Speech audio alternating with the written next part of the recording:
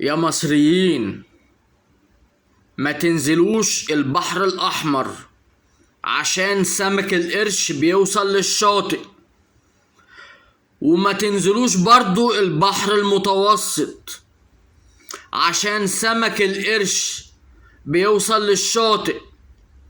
واللي بيقول ان السمك القرش بيقعد في الأعماق كان زمان، النهاردة يختلف عن زمان.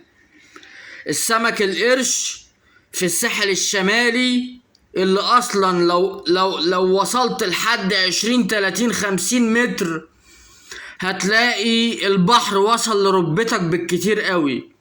في الساحل الشمالي سمك القرش على الشاطئ بيوصل للشط، واي حركة بيهجم على الجسم وياكله. الساحل الشمالي في البحر المتوسط، يعني اسكندرية ومرسى مطروح.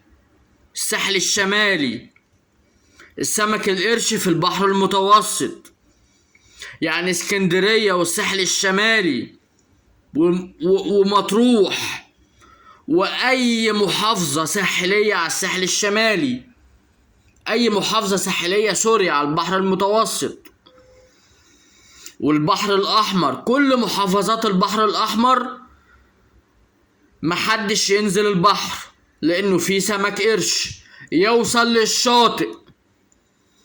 وسمك القرش الموجود في البحر الاحمر او البحر المتوسط نوعه النمر، وده اخطر تاني 5 انواع سمك قرش موجود في العالم.